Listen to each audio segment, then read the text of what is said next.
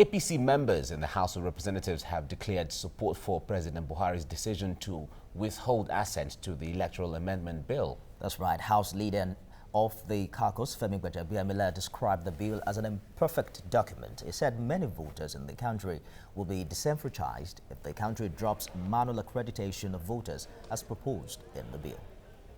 We don't have to do a fire brigade approach to this like we do in Nigeria. If it's too close, that's the essence of the ECOWAS protocol. That's why I said, what is the reason for the ECOWAS protocol? So that people are not disenfranchised, people do not skew electoral laws months before, a couple of months before, to change the goalposts to suit you, whether it's the executive, whether it's the legislature, whether it's the one party, whether it's the other party, opposition. ECOWAS Parliament says that no. Fair is fair. It's too late in the game to begin to tinker with the rules. Lawmaking is not about insisting. Lawmaking is about numbers. If they're able to muster 2/3 and they want to push it through, there's nothing we can do. But as a party, we're not going to be part of the you know, and you cannot also, like I said earlier, override an imperfect document. It makes no sense. That's House Leader there, Femi Gbajabiamila, explaining his perspective and point of view to journalists there. We have joining us TVC News correspondent at the National Assembly, Joke Adisa, on phone from Abuja right now. Joke, it's good to have you on right now. Talk to us about the rowdy session. Even as at this morning, there's still the feeling that the face-off between PDP House of Rep members and APC House of Rep members could lead to a rowdy session at the National Assembly. Yes, indeed. We are still open to that option. What has been happening really has been a waiting game between members of the ruling APC and the opposition, which is ruled by the PDP. Each group is waiting to see the step that is taken by the other. Looking at the old issue, this issue of the Electoral Amendment Bill, the President's rejection, in a normal setting, a normal operation, of course, the opposition would spearhead overriding the President's veto. But as things stand, that doesn't seem feasible with what we see. Some of the members have confessed that the time is just not there for them. And besides, this is campaign time.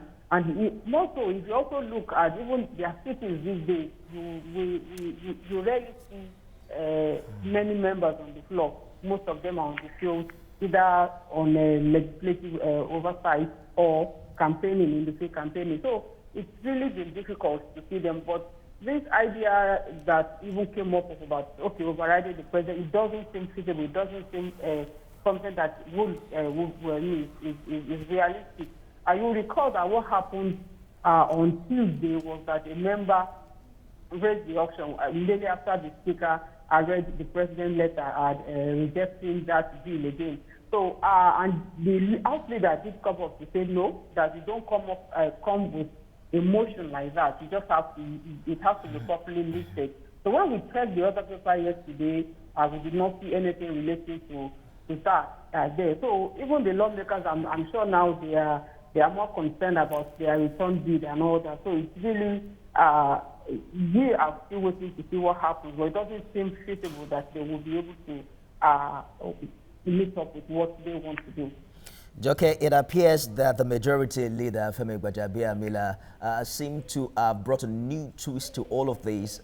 Before overriding the president's veto, he's of the opinion that every clerical error in that document has to be fixed. It means that the House we now have to go over the document again. Is it looking like Mr. President indeed has a final say as regards this amendment of the bill? Yes, with what we have seen, with what is happening and the political season that we are, it does seem that the president will have a final say on this issue, on this matter. Don't also forget that the House leader said yesterday that what he described as imperfect document, that document was imperfect. And we asked him, are you saying that the National Assembly itself did not do a perfect job? Because it's what it gave the president that he will see and see whether or not to attempt to And he said he blames the legal department. And the next thing is that, they are not well funded. The legal department is not well funded. Maybe they don't have enough personnel and all that. So all that right. was what we saw, yeah. Yeah, thank you, Joke Adisa, for your letting us know what went down at the National Assembly. Thank you very much, our correspondent Joke Adisa there, reaching us from Abuja. Now, when it comes to this issue of the electoral amendment bill, is part of what has really generated controversy at the National Assembly, even amongst Nigerians who have been looking at it. Well, if you look at the arguments from the side of the president, and his argument, like we said before, he has some points. But if you also see it from the perspective of other, if you call it maybe PDP members or members of the National Assembly or even other Nigerians who say, pass this bill right now. It's about the entire system, not about the... They also have a point. It appears it's a political argument, and many people are saying that indeed the law has to be upgraded. But why are you in a haste, and why should it be effected for the 2019 general election? Okay. The president is saying the process has kick-started already.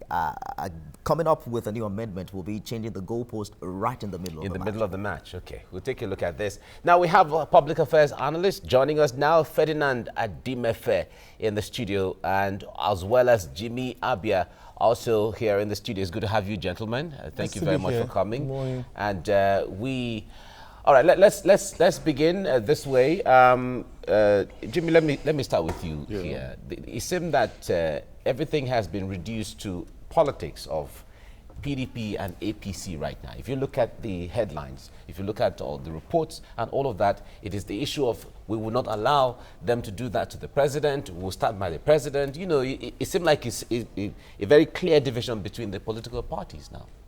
And it shouldn't be. It shouldn't be. It should be about the electoral process. It should be about Nigeria. It should be about getting it right. Some of these provisions are not going to apply to one party alone. They are going to apply across board. They are not going to apply to only one section of the country. So I do not see the reason why the division should be there. It should be on principle that, okay, are these provisions that can actually make the electoral process better and lead to more credible elections? And if they are, then we should not be divided, you know, across political lines or across other divides. It should be something that there should be a consensus over. Ferdinand, the amendment to this act are very, very ambitious. One of it is a full biometric accreditation, a situation where, for instance, it will all be electronic. But you wouldn't forget easily, 2015, that the incumbent president at that time had issues, using the card reader. Would you say that we are ready for that innovation at this very short time before 2019 election? First of all, when I hear the word short time, I have a problem with that. This didn't start now. They've been on this since 2016, and the president has rejected this 4 times. So there had been enough time. The other part I want us to look at, the electronic card reader, is not. We should not be running away from efficiency, moving to ineptitude. Every country in the world where they are serious about credible elections, you know that the card readers will deliver better results than manual. Take, for instance, in Kano in 2015. But we're not scrapping the card readers. What the proponents of this new amendment are asking for is to scrap a manual alternative. Do you think that that is feasible? I mean, is it effective? I think safe? I think that it is safe, and here is why. Back in 2015, Kano had the accredited voters were 1 million. The total number that they got out of Kano was 1.9 million. So manual has a lot of inefficiencies that you're dealing with, but it's also an inroad for rigging. And I don't think these people are looking at it from a point of national interest or the best interest of Nigerians. It's about preserving. There has always been that tension. What we're dealing with now is a baggage of mistrust that has grown in the last 4 years. And I think on the part of the president, one thing he's trying to assert, he's saying here that the ECOWAS protocol is an important, we are signatory to it, and once you have 60 days to an election, you can't add anything to the Electoral Act. But I'm saying, first of all, on matters of national interest, where ECOWAS recommended that we had to release some people, they declined. So we cannot cherry pick. We cannot say this is why we want to use ECOWAS, and when it is time that it will benefit you, you say, okay, no, I'm bound by the ECOWAS protocol. It's inconsistent, in my opinion. All right. We have also joining us from Abuja, a member of the House of Representatives representing Asan Northeast and Asan Southeast at the House of Reps. He's also a member of the PDP in Edo State, Honorable Sergius Ogun. Now, Honorable, it's good to have you join us right now. When it comes to giving a better perspective of the fireworks or the lobbying or the politicking that is going on into this amendment, the electoral amendment bill sent to the president, I know you have to give us a better understanding of what really is going on. Is this really just about your party PDP and the APC on the other hand, or there's something more that Nigerians need to understand?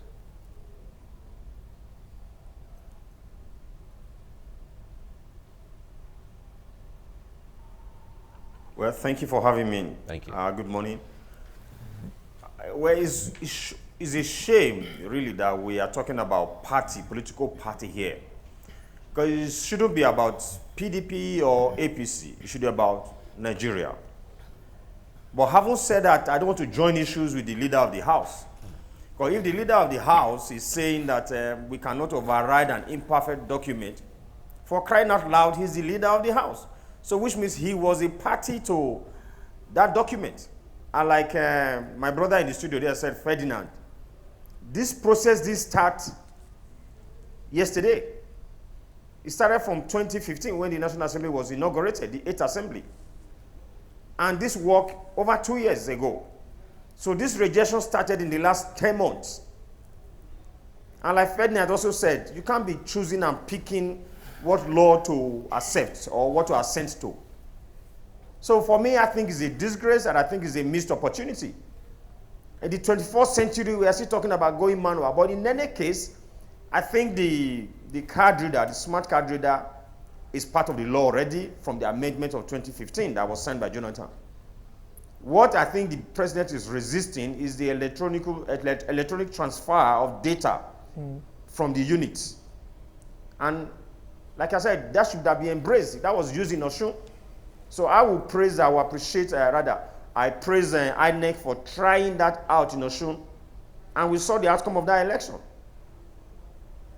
Honorable. So, but like I said, I think it's late in the day now. Whatever we are saying is just academic. The loudest voices in this discourse has been the executive and, of course, members of the National Assembly, which you are from. But nobody is really paying attention to what perhaps the biggest stakeholder, INEC, is talking about. According to INEC, just yesterday, it says that it will deliver clean election without new electoral bill.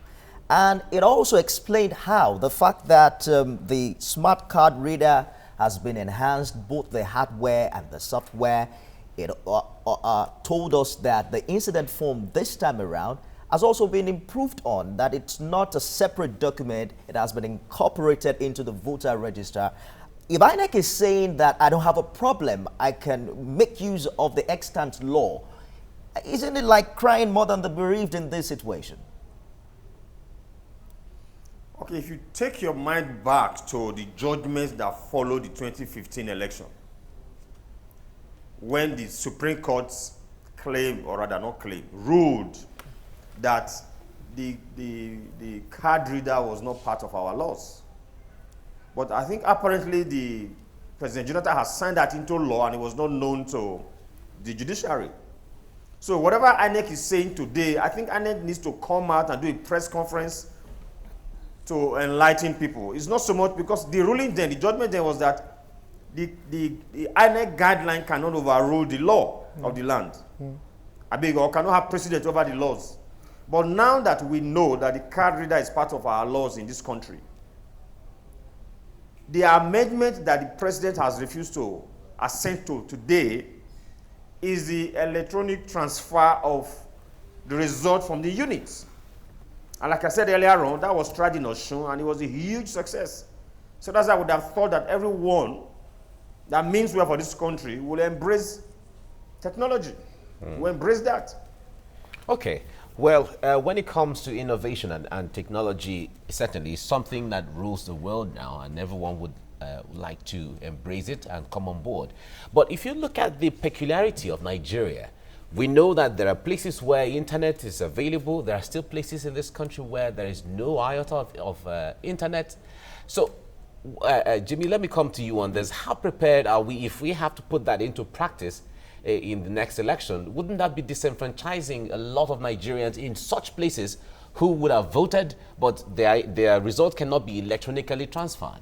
No, if you look at what the National Assembly passed, it made provisions for INEC to also, where such is not possible, for INEC to also improvise and find ways of. So it actually isn't a difficult thing for Nigeria. I mean, in those places, people take JAMB, people take exams, electronically.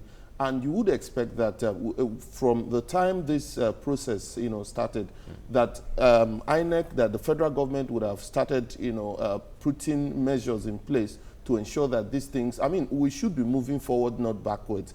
If, as at 2015, we were able to achieve the result we achieved in terms of electronic accreditation and in terms of the card reader, coming into place, I expect that by now we should have moved it forward, rather than staying where we were at 2015, or probably moving backwards. So I do not think it would have been a problem, especially at this time where the issue, smartphones and electronic devices are all over, everywhere. It's difficult for you to find places in the country now that are not covered, by the GSM, facility. So I expect that it is something that could have been done.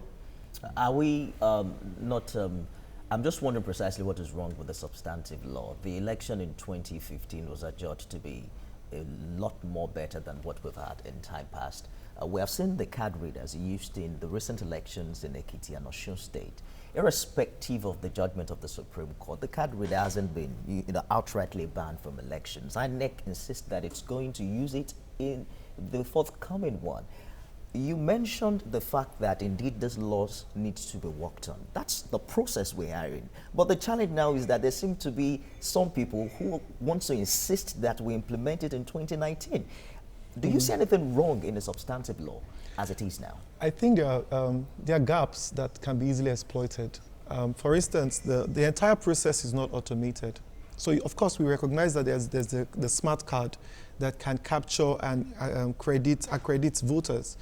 But when you find cases where the number of people going through the accreditation is very different from the total number of votes by a significant margin, you now understand that there are loopholes.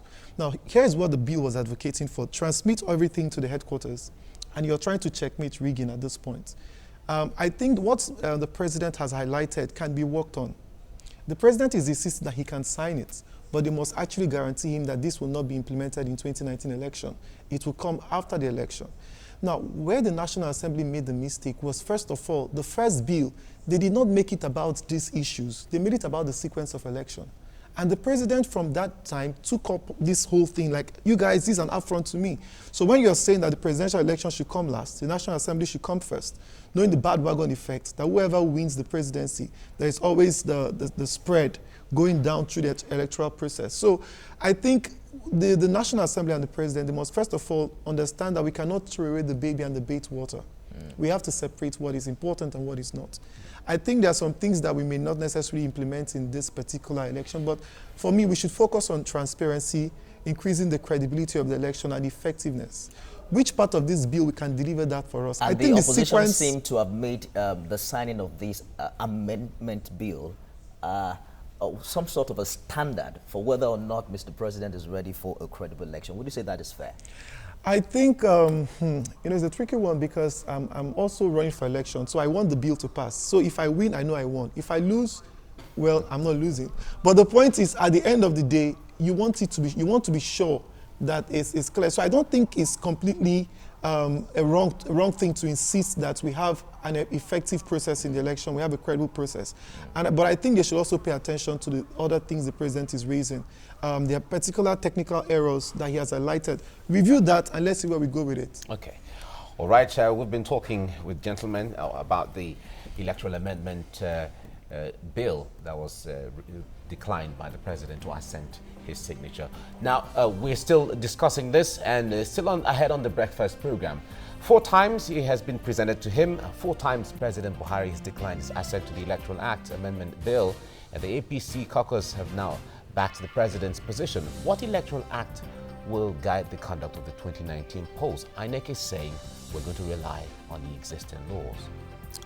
Well, of course, we'll be turning attention to the aviation sector, with many airports in bad condition, with the use of obsolete equipment that limits the capacity of the sector. We're looking at how this can be improved on in the coming year. We also talked earlier on about the last tranche of Abacha loot in Switzerland. It was being dispersed to about 300,000 households in 19 states of the country. What are the plans to repatriate stolen funds that are still in other countries is a concern of a lot of Nigerians right now. Those are some of the issues we've been looking at today.